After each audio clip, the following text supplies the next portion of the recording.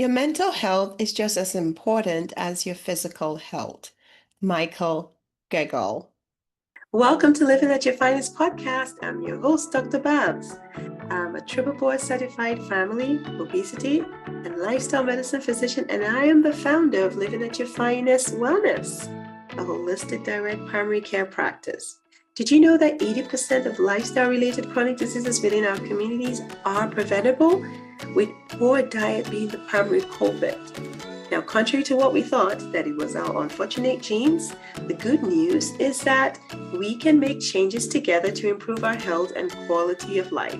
So that's what this podcast is all about. The Living at Your Finest podcast is devoted to helping families to live at their finest well-being using a holistic approach with a healthy lifestyle to nourish and flourish as a whole, vibrant, and healthy champion. So join me and my guests as we share transformational and sustainable skill sets from our health and wellness journey to support you and your families in achieving optimal well-being. Ready to live at your finest? Well, let's get to it.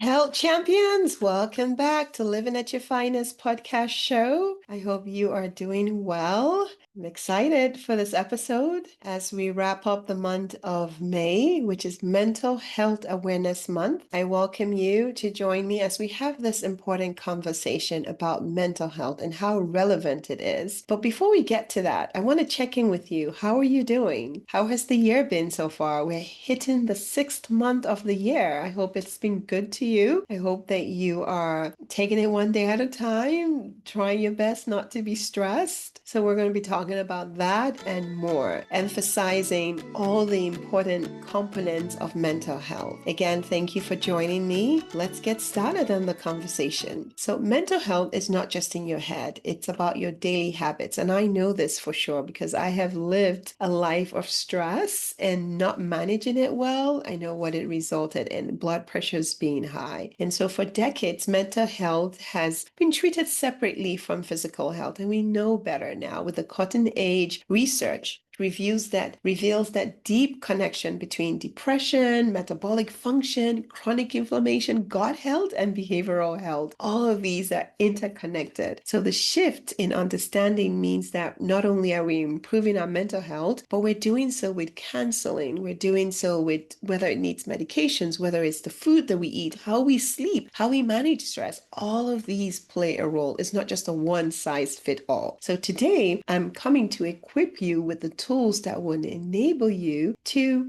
live at your finest, right? Your finest well-being, right? Using practical evidence-based strategies to not only just strengthen your mental health, but your physical well-being. Okay. So let me start with some research. Okay. So research says that mental health is not just about how you feel today, but it's a long-term brain health, cognitive function, resilience, disease prevention. So research shows that people who develop dementia experience depression and anxiety symptoms more frequently and decades before the diagnosis. Also, chronic stress increases the risk of Alzheimer's by 2.45 times. Depressions increases Alzheimer's risk by 2.32 times. And certainly stress increases depression. People that with high anxiety have a 48% increase in dementia, even without depression. So this is the growing research that we need to be aware of, and we need to address it. We cannot just sit down and just watch it happen to us, right? So our brain does not operate in isolation. It's deeply influenced, as you have seen what I've shared, influenced by our metabolic health, inflammation, and lifestyle. So some studies that show this is that metabolic dysfunction and insulin resistance increases our risk of depression. Isn't that crazy? When we have a lot of fluctuation in our blood glucose, it disrupts the brain function and it affects our mood and clarity. I know when I have a sugar crash, I'm like, oh, I can't do anything. I can't think straight. So we have to be mindful. Chronic inflammation is also a driver of mood disorders, right? So when we have elevated inflammatory markers like what we call the C-reactive protein, they're linked to depression and anxiety. Gut health, I'm sure you've heard about the gut-brain connection, right? So the gut health plays a direct role in mental health and brain function. Why? Because the gut produces neurotransmitters like serotonin and dopamine dopamine, which regulates our mood. All right. So any disruption in our gut microbiome that produces this mood regulators is going to increase our risk for chronic depression. Nutrition deficiencies, yes, it affects our brain chemistry. So vitamin D, B vitamins, the magnesium, omega-3, fatty acids, these are all essential neurotransmitters for our brain health. So what does that mean? I'm big on saying we have to test and not guess. So if you're going through depression or you're going through some anxiety, I know in medical school they taught us that you always have to rule medical causes out, rule them out before you can say that it's clearly depression, because it could be these medical things, reasons why you're feeling the way you're feeling. So we have to test these things. So your mental health is built on everyday actions. Small intentional choices shape how we think, how we feel, and how we function. Very, very important. All right. So let's talk about it. I really wanted to spend some time sharing about how movement, nutrition, social connections, and even being in nature, how it affects our overall well-being. Okay. So the first thing I want to talk about is social connections. Now, social connections is tied to longevity, right? So we've overlooked this for so long. I mean, if you've heard about the blue zones is a place where a lot of people live over 100, and that's because of social connections. There were lots of tests where they showed that people that were isolated, they just wanted to go. They just were tired of living. They didn't think there was any good or use for them living. And then that just broke them down. I know personally in my family, my mom had lost a lot of her siblings and she was just so depressed. She felt nobody needed her. She was not valued. And she just started getting sick until we bonded with the social connection. So humans are wired for connection. Isolation is not just about being lonely. It's harmful for our health. So social bonds provide emotional security, helps regulate stress, and even impacts brain function. So a strong support system will lower our stress levels, right? By decreasing cortisol. It will also improve our emotional resilience, right? Mental clarity, and it strengthens our immune system and it lowers the risk of depression. I mean, who doesn't want that? I know I'm happy when I'm around people. Now, there's a time for everything. I know there are times when we want to retract and go into our own little shell, but that's not an everyday thing, right? Why do we do Thanksgiving? Why do we have the holidays? Because when we come together, we feed off our energies from each other. Have you heard about the hug that you give to yourself or to others? It increases oxytocin,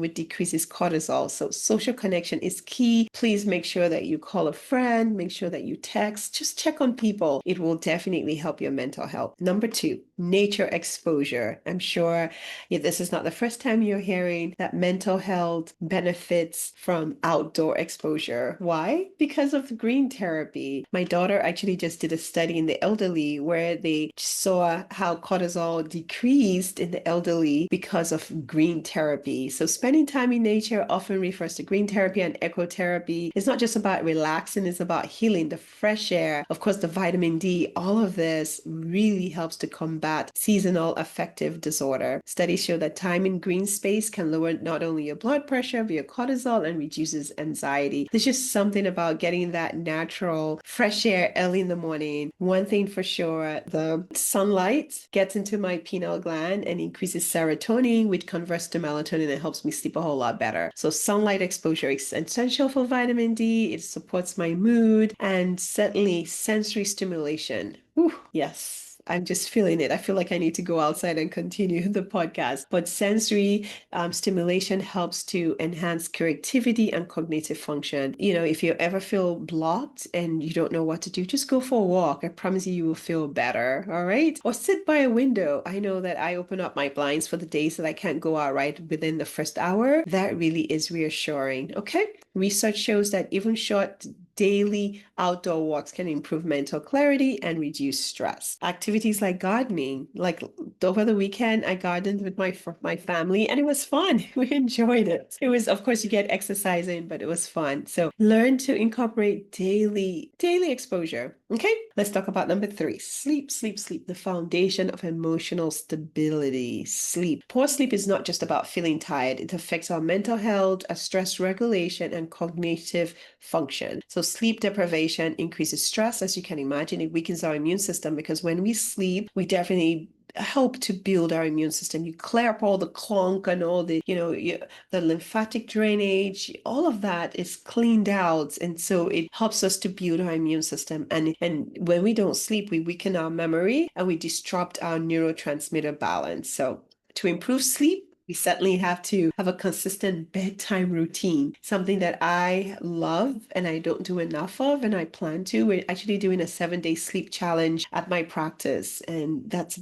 part of the perks for being a member of the practice because you get support not just in the clinic but outside of the clinic. So we want to incorporate that. So sticking to a consistent bedtime routine, your body strives on regularity. That's the truth. And we want to reduce the blue light exposure. Okay, so don't treat rest like a luxury. It's a necessity. Very, very important. When we don't sleep, I already said it, short sleep duration is a predictor of depression, and chronic sleep deprivation disrupts our serotonin receptors, which affects our memory. So we all need to prioritize sleep. All right, let's talk about nutrition. So food is medicine, right? And food affects our mood. I know this firsthand. I'm sure you do as well. So our brain is fueled by what we eat, right? And when we invest in a healthy lifestyle, we have mental clarity by eating whole grains foods, right? So plant-based foods, whole grain, they're minimally processed. When you have these kind of foods, you actually get the probiotics. Your gut is happy. Your gut microbiome is happy. Fiber-rich foods supports your gut health, which in turn gives you mental clarity and emotional resilience. But when we eat high sugar processed foods, yeah, the gut microbiome is like, well, no, I don't need this. This is not what I'm asking for. So you're waking up the bad bacteria, which the bad bacteria is not going to do you any good. All right. So we really need to pay attention to what we eat. Studies show that the Mediterranean diet is linked to 33% lower risk of depression. That is huge. And a diet rich in omega-3 fatty acids, like fatty fish and nuts, support our neurotransmitter and our cognitive function and mood. I mean, I'm convinced now. Where's my almonds? I gotta eat my almonds.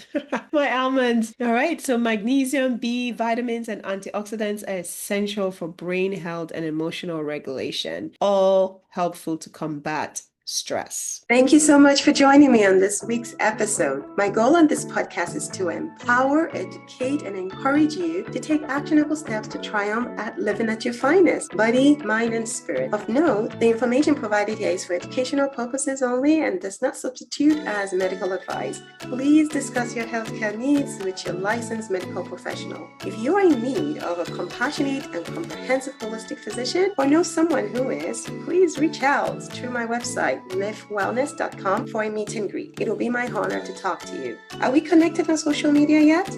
I share more in-depth content on best practices to ensure that you live at your finest daily. So please join me on Facebook, Instagram, YouTube at Living at Your Finest Wellness, where we can learn together and stay connected. Lastly, please subscribe to iTunes if you have not done so already and share the podcast within your circle of influence. An extra step? Leave a review and let me know what topics or discussions you would like to hear more of. Thanks in advance. It is always a thing of joy to hear from you. Now, let's get back to today's episode. The last but not the least, number 5, exercise. It's a natural antidepressant. Yes, even though sometimes we don't feel like doing it, but it's that one pill that if you take constantly, you will feel a whole lot better. You have improved mood, energy level, your cognitive function. It's a pill that everyone needs to take, all right? We all need to, because what does it do? It releases endorphins, which reduces stress and promotes feeling of well-being. I know when I used to run, and I'm going to start running again more frequently, endorphins, I used to have that high. They call it the runner's high, and it was just so powerful. So natural release of endorphins. Another thing that releases is called derived neurotropic factors. So it's BDNF, derived neurotropic factor. So this is a protein that supports the brain plasticity and reduces depression and anxiety. I mean, who doesn't want more of that? The only way you get it is by exercising. All right. So a boost in dopamine and serotonin levels and neurotransmitters, all of these help to influence our happiness and our emotional balance.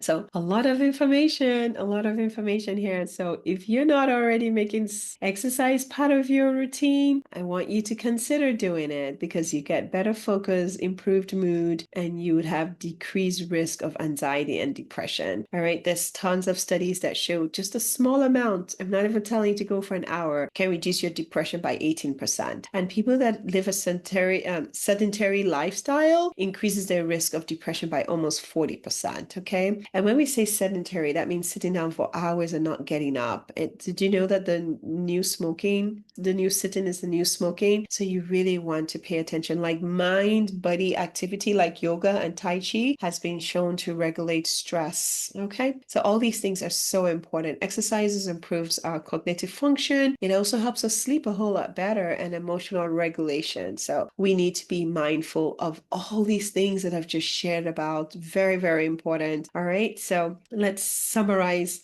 everything that I just shared about. Okay. First and foremost is mental health is physical health is whole person care. So you're not going to do one without the other. They all interconnect. All right. So shifting to a lifestyle that supports mental health does not require drastic changes. Small, consistent steps will yield powerful results. So pace yourself. Don't go from 0 to 100. All right. Pace yourself one by one. Prioritize social interactions. Like I said, invest in meaningful relationships. It has to be one that is meaningful. Build a community. So if you have to volunteer, do that. Plan dinners with a friend, go out, volunteer, anything that will just keep you in that social connection. Spend time in nature. For me, I go out early in the morning. I do my best. If it's the first 15 to 20 minutes early in the morning, I do it. And in the evening, I do it as well. Midday, I try. And I'm going to do more of this because this is equally for me as it is for you. Incorporate frequent movement. Okay, so I stand up, I do squats. I just try my best to move my body because it's a mood regulator. Okay, my sleep, I definitely want to be more consistent with my sleep. So I'll say maybe if you're already sleeping 7 hours, just add maybe 30 more minutes. If you have the light and you're scrolling through your phone, try and cut that out at a certain time. Let your alarm go off and make sure that your bed is clutter free. And then dial in your nutrition. The more nutrient dense foods you eat, you're filling your brain. Just know you're doing your brain a good favor if you eat better. If you're eating a whole bunch of snacks, you're not helping your brain. All right. And then you want to engage in meaningful practices like the science says meditation, breath work, any of those things are so, so helpful for your overall health. All right. So remember, the habits you cultivate for your mental and physical health influences your emotional strength overall. And it's not going to happen overnight, okay? Because we're creatures of habit. So start somewhere and continuously grow and move on it, okay? The goal is to promote a better balance of neurotransmitters, which will lower inflammation and support emotional steadiness. All right. So every decision we make plays a role. Now, know that you can always check your labs. If you don't know where you stand, remember that you can check your labs. So I hope this was helpful. Please share with your friends and family as we end the month of May. Mental health awareness. We all deserve to live at our finest by being whole, vibrant, and healthy. All right. Thank you for listening in. Wish you all the best. Until next episode, take care and God bless.